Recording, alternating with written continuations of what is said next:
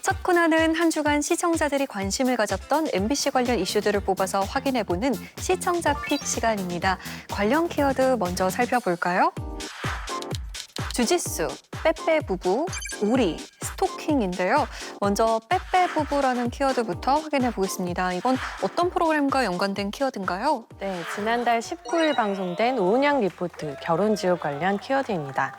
정규 첫 방송이었던 이날은 다이어트로 갈등이 깊어진 빼빼 부부가 등장했는데요. 연이은 출산으로 30kg가량 체중이 늘어난 후 20년째 남편의 잔소리에 시달리는 아내의 사연이 공개되며 시선을 모았습니다. 그냥 나한테 너무 다정하게 해주는 게 좋았죠. 그냥 좋아했던 것 같아요, 제가 많이. 웃을 때 너무 예쁘시다. 그 말. 살찐 사람들은 치마 입으면 안 돼. 그냥 아까 바지 입은 게 훨씬 낫어. 아까 많이 먹었지? 못 샀어. 그지? 그거 없다니까? 일단 그거 타고. 오, 밥을 뺏으시는 거예요? 다이어트를 하라니까. 먹는 걸 그렇게 못 먹게 하면서 다이어트를 하라니까. 나는 이런 생각이 들어.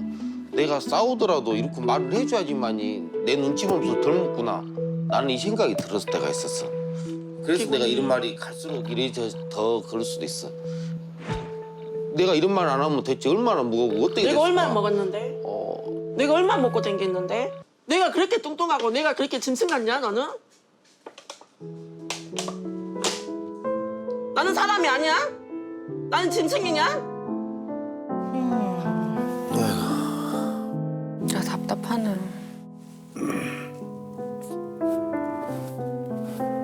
어쩔 때는 죽으려고 창문을 떼어들려 뻔했어요. 강주 병원을 다녔는데 애기 아빠가 약을 먹으면 안 된다. 약에 의존하면 안 되고 네가 이겨야 된다고 생각을 하세요. 안 먹으면 살이 빠지는데 왜 답답하죠. 근데 답답하죠. 네, 아무리 사이가 좋은 부부도요. 각자 한 사람 한 사람은 그냥 독립적인 존재입니다. 심지어 내가 낳은 자식도 그런데 부부는 더하죠.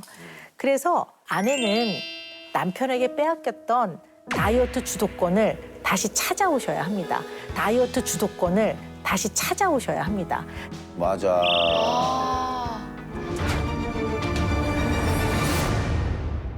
정규 첫 방송을 본 시청자들 반응 어땠습니까? 네, 댓글 살펴보면요. 제 눈에만 아내분 심리 상태 아슬아슬해 보이나요? 남편이 압박할 때 표정이 우울증을 넘어서 사는 즐거움을 잊은 듯 보여요. 아내분 힘내셨으면 좋겠네요. 우은영쌤 말 중 다이어트 주체자는 내가 되어야 한다는 말이 엄청 공감 갔어요.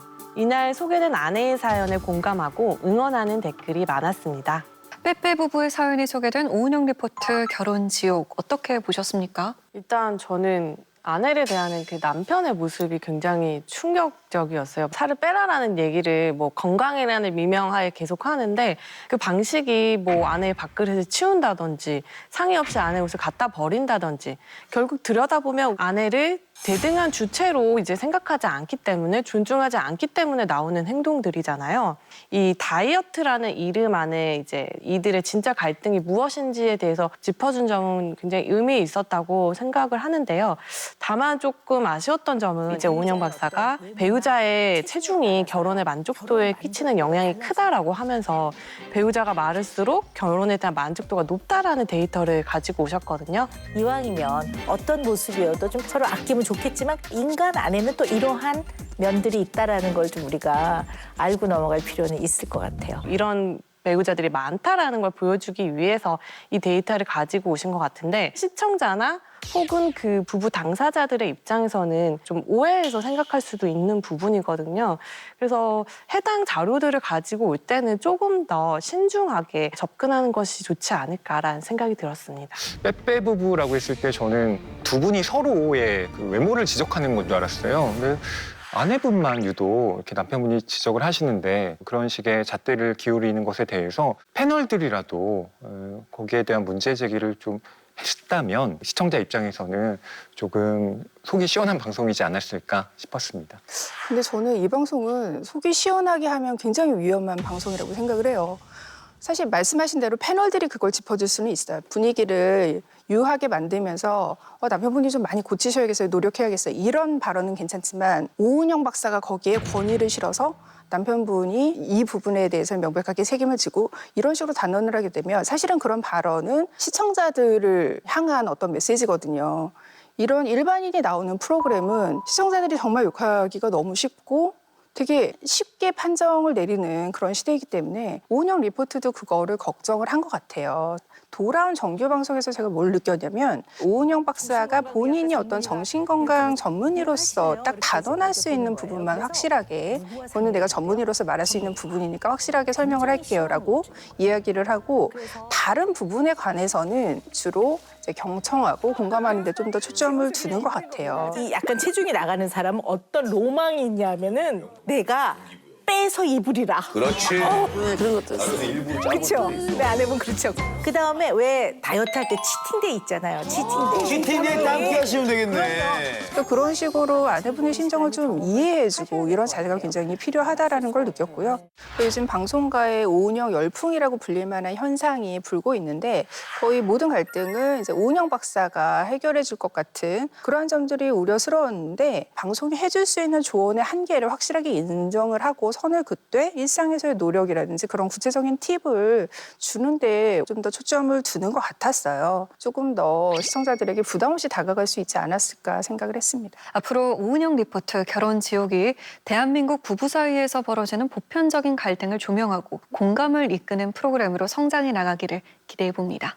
다음 키워드는 주짓수입니다. 이승환 위원이 준비하셨죠? 네, 9월 23일 방송된 나 혼자 산다 관련 키워드입니다. 이날은 배우 천정명 씨의 꼼꼼한 싱글 라이프가 전파를 탔는데요. 각 잡힌 정리정돈 습관으로 깔끔한 집안을 공개하는가 하면 카리스마 넘치는 주짓수 실력으로 반전 매력을 뽐냈습니다.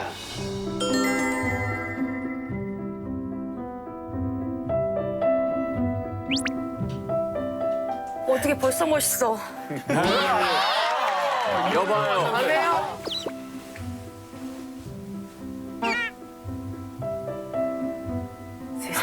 발도 멋있어. 아기 발 같아. 아기 발이 저만한 발이 어디야? 야, 엄마 뱃속에서 막 30년 뒤에 나오니. 이 집에 이사 온 지가 지금 한 8년 차?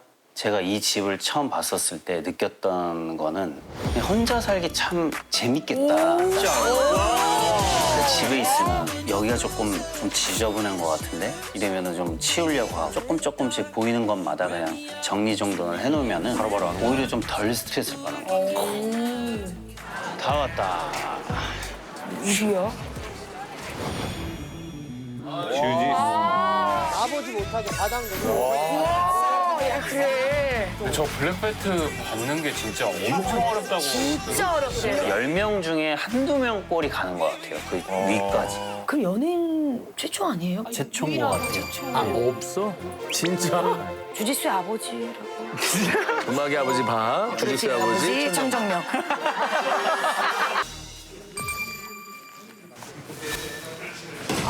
더럽다.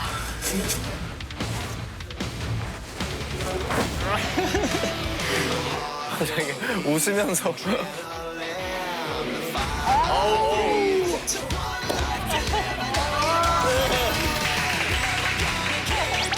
역시 블랙.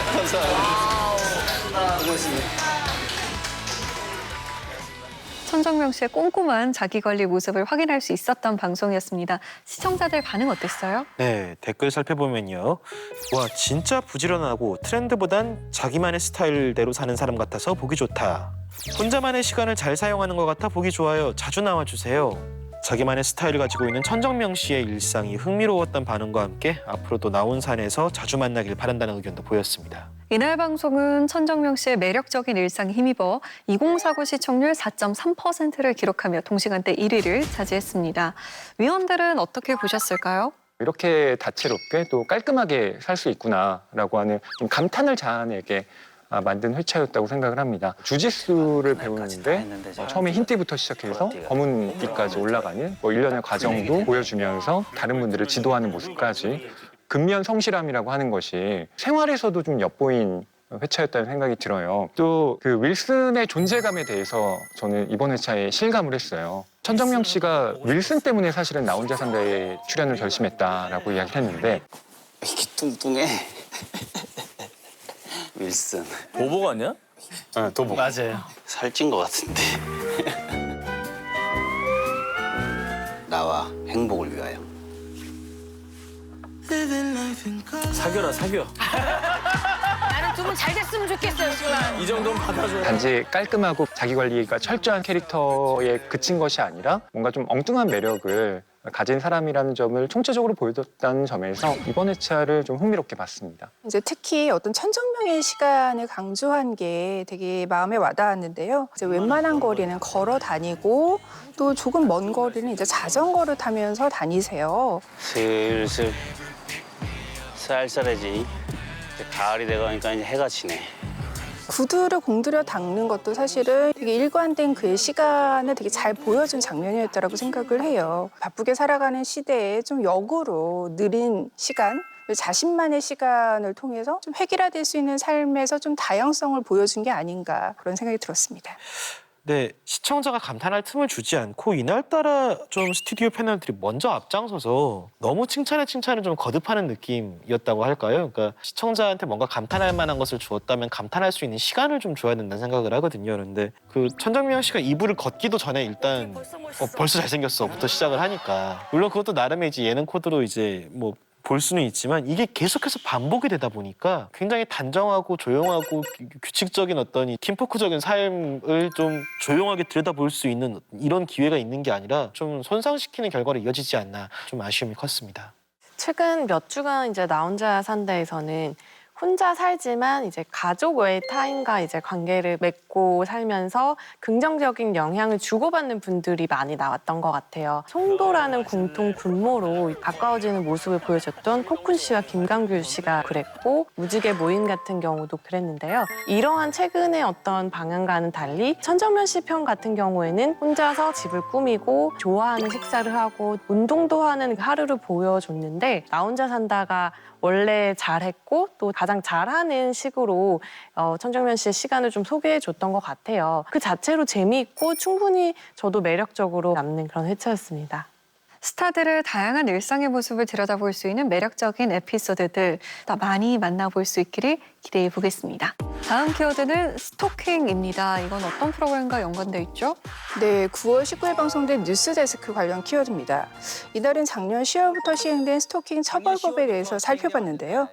잠정 조치를 받았던 46명의 스토킹 범죄자 중에 법원의 판결을 이행한 사람은 단 10명뿐이라는 사실을 보도하면서 충격을 안겨줬습니다. 접근 금지와 통신 금지 명령을 받은 한 스토킹 범죄 가해자. 잠정 조치 결정문을 받자마자 오히려 접근하지 말라는 피해자를 찾아갔습니다.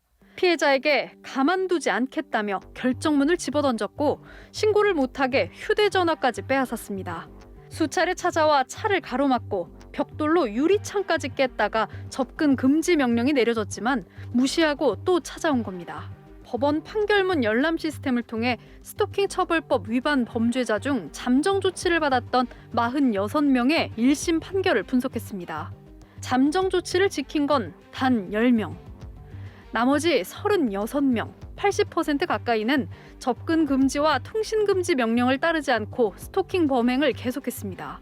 대부분 자신을 신고한 데 대해 보복하겠다는 협박성 발언이 추가되는 경향을 보였습니다. 한 달간 수천 통 문자를 보냈다가 통신 금지 명령을 받은 한 가해자는 조만간 남자 몇 명 보내겠다. 대가 똑똑히 치르게 해주겠다. 이런 내용의 문자를 계속해서 보냈습니다. 잠정 조치는 경찰의 신청을 받아 법원이 결정합니다. 법원 결정을 어기면서 범행을 계속한 건데 처벌은 어땠을까? 36명 중 21명, 절반 넘게 집행유예로 풀려났습니다. 7명, 19%는 벌금을 냈는데 금액은 100만 원에서 800만 원까지였습니다. 징역형을 선고받은 사람은 8명, 22%였는데 대부분 폭행이나 협박, 공무집행 방해 등 다른 범죄가 합쳐진 경우들이었습니다. 최근 벌어진 신당역 스토킹 살인 사건 이후 스토킹 범죄 처벌에 대한 관심이 높아지고 있죠. 보도를 본 시청자들 반응 어땠습니까? 네, 댓글 살펴보면요. 이렇게 자세하게 분석해준 뉴스를 보니 스토킹에 대해 사람들이 인지하고 있는 수준이 어느 정도인지 제대로 알 수 있게 하는 부분인 것 같네요. 가해자들이 잠정 조치 하나도 안 지키네 법이 약하니까 저런 안타까운 일이 계속 일어나는 거임. 스토킹 범죄의 심각성을 깨닫고 강력 처벌할 수 있게 법 개정해서 솜방망이 처벌로 피해자를 방치하는 일이 제발 사라졌으면 좋겠다. 스토킹 스토킹 범죄가 법으로 무섭게 다뤄지길 바라는 사람들의 목소리가 높았습니다. 네, 위원들은 이날 보도 어떻게 보셨습니까? 법적 조치라고 하는 것이 사실상 무용지물이다. 라고 하는 것을 확인한 방송이었는데요. 1호는 경고이고 2호는 접근 금지, 3호가 통신 금지, 4호가 유치장 격리인데 잠정 조치를 어겼다라고 한다면 그에 대해서 보다 강력한 처벌을 해야 되는데 법원의 어떤 인식 수준이라고 하는 것 자체가 스토킹에 대해서 굉장히 미온적이다라고 하는 것을 좀 실증적으로 이 통계 자료를 가지고 보여줬다고 생각을 합니다. 법적인 판단이라고 하는 것이 보다 엄격해지고 좀 무거워져야 한다라는 생각을 하게 만든 방송이었습니다. 잠정 조치를 했는데도 불구하고 오히려 더 협박성 발언이 증가를 했고 또 행동이 전부 다 과격해졌다는 게 되게 충격적이었어요. 그러니까 바로 앞선 보도에서 지난해 신상이 공개된 흉악범이 10명 있었는데 그중에 절반이 스토킹 또는 교제살인 피해자였다라는 이 내용과 연결해서 보면 이게 얼마나 충격적이고 굉장히 무서운 결과인지를 알 수가 있거든요. 힘들게 처벌법이 이제 마련이 됐지만 이제는 그 안에서 우리가 어떻게 이것이 실질적으로 효력을 갖는가에 대해서 이제 고민해 볼 단계라는 거를 이 보도가 보여줬던 것 같고요. 하루빨리 보완 조치가 시급하다. 이 점을 좀 환기시켜준 보도였던 것 같습니다. 잠정 조치가 내려진 판결문을 전수조사했다라는 취재가 돋보였던 뉴스였던 것 같아요. MBC 같은 경우에는 스토킹 범죄에 대해서 지속적으로 취재를 해왔고 특히 PD수첩에서는 과거 2021 데이트 폭력 보고서 편을 통해서 데이트 폭력에 대해서 보도하면서 그때는 스토킹 처벌법 시행 전이었기 때문에 이걸 하루빨리 시행을 해야 된다라고 이제 독려하는 방송을 내기도 했었는데 이게 시행이 되고 나서도 판결문을 보니 정작 무용지물이었다라는 것을 이제 밝혀낸 거잖아요. 그 부분이 좀 여전히 안타깝기도 하면서 법원의 인식 개선과 함께 이 법 자체를 바로 잡아야 된다는 공분을 일으키기에 충분한 뉴스였습니다. 보면 절반 넘게 집행유예에 19%는 100만 원에서 800만 원 사이 벌금형 이렇게 처해졌는데 당연히 이제 방송 본 모든 분들이 분노하셨을 거예요. 이제 솜방망이 처벌이라는 생각이 들면서 도대체 그럼 잠정 조치를 위반했을 때 받을 수 있는 처벌의 양형 기준이 뭔가? 도대체 어떻게 만들어놨길래 이렇게 관대하게 굴 수가 있는가 궁금해지더라고요. 보도를 보면서 재판부의 어떤 인식 수준도 분명히 문제지만 그 인식을 판결에 반영할 수 있는 어떤 제도의 허점도 분명히 존재할 거라는 생각이 들었거든요. 그 부분도 좀 같이 짚어줬더라면은 조금 더 다양한 이야기를 할 수 있는 보도가 아니었을까라는 생각도 좀 들었습니다. 네, 스토킹 처벌법이 바로 서는 그날까지 뉴스데스크의 끈질긴 취재와 보도 기대하겠습니다. 다음 키워드 우리입니다. 허희 위원이 준비하셨죠? 네, 9월 25일 방송된 MBC 다큐프라임 관련 키워드입니다. 이날은 오랜 시간 인류와 함께해온 가금류, 이 오리에 대해서 알아봤는데요. 오리의 역사부터 문화, 음식까지 이 친근하면서도 신비로운 이야기들로 눈길을 모았습니다. 이 땅의 역사에서 오리가 등장한 것은 수천 년 전으로 거슬러 올라갑니다. 기원전 4세기경에 만들어진 것으로 추정되는 이 유물은 새에 대한 당시 사람들의 의식을 보여줍니다. 청동기 시대에 농경과 관련된 새를 숭배하는 어떤 의식이 있었구나라고 추정할 수 있는 그런 유물입니다. 당시에는 새가 곡식을 물어다주는 존재라고 믿는 조령신앙이 있었습니다. 새가 신성한 존재였던 거죠. 삼국시대 이전 한반도 남쪽에 자리했던 삼한시대에 만들어진 톡입니다. 불이나 기본적인 형태가 오리를 많이 닮아가고 있어서 이때 토기를 오리 모양 토기라고 대표적으로 그렇게 부르고 있습니다. 이렇게 오리 모양 토기는 한 점, 2점 정도밖에 나오지 않거든요. 이건 아주 귀중하게 다루어졌었던 그런 물건이라고 할 수 있습니다. 그렇다면 현대에는 어떨까요? 영국인들의 일상을 들여다볼까요? 주말을 맞아 가족이 모였습니다. 음식도 특별한 것을 준비했습니다. 통오리입니다. 영국의 통오리 구이에는 오렌지가 필수입니다. Inside the duck as well, so that hopefully it gets a nice orangey flavour.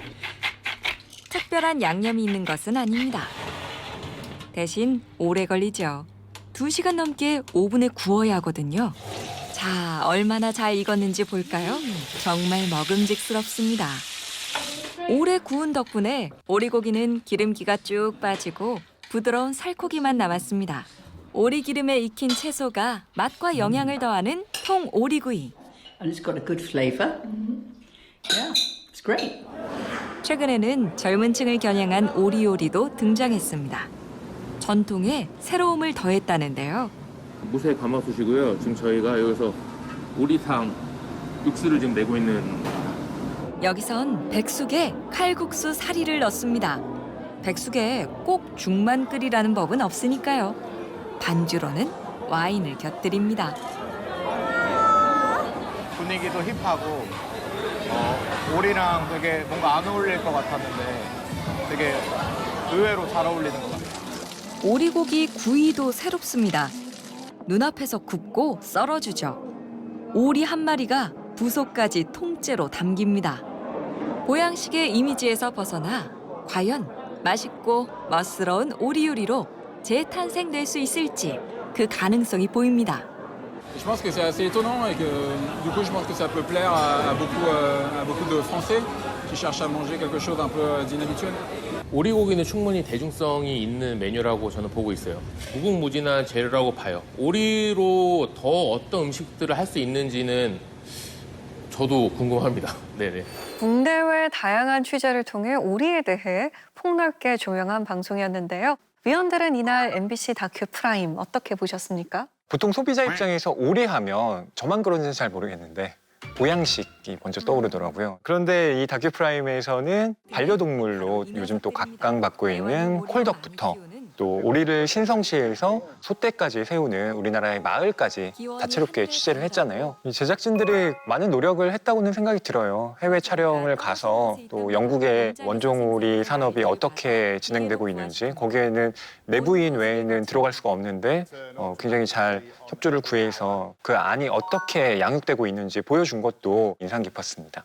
식탁 위의 약식 동안 우리의 비밀을 풀다라는 이름 아래 오리에 대해서 다룰 수 있는 거는 모두 다 다루자 했던 것 같아요. 그러다 보니까 이제 방향성이나 주제 없이 오리에 대한 건 모두 다 그냥 백과사전식으로 개통 없이 묶여 있는 모습이었거든요. 결국 이런 얘기를 하는 이유는 우리 산업이 이렇게 과학적이고 깨끗하니 오리고기를 많이 먹어주세요라는 이야기를 하고 싶었던 거잖아요. 기후위기를 촉발하는 여러 가지 요인 중에서 당장 실천할 수 있는 방법 중에 하나가 육류 소비를 줄이는 거잖아요. 근데 이제 공영방송에서 오리고기를 많이 먹읍시다. 오리고기 몸에 좋습니다. 이렇게 육류 소비를 촉진시키는 다큐를 꼭 했어야만 하는가라는 의문을 들었습니다. 아무래도 이런 방송의 메시지를 우리가 생각을 할 수밖에 없는데 육류 소비가 기후위기에 밀접한 관련이 있는 건 사실인데 오리 같은 경우에는 소고기에 비해서 탄소 배출량이 약 10분의 1밖에 안 된다라는 사실이 있더라고요. 그래서 기후위기와 같이 연결을 지어서 이것이 대체육으로도 굉장히 좀 권장할 만하다 이런 식으로 같이 좀 조명을 했다라면 교양 프로그램으로서의 메시지가 조금 더 좀 풍성해지지 않았을까라고 생각을 했습니다. 네, 오리에 대해 다양하게 조명한 점은 좋았지만 내용적으로 뚜렷한 주제나 방향성이 보이지 않아서 아쉬웠다는 의견 남겨주셨습니다. 앞서 나온 이야기에 귀 기울여서 뚜렷한 주제 의식을 담고 있는 유익한 다큐멘터리 MBC 다큐 프라임을 통해서 많이 만나볼 수 있기를 기대하겠습니다.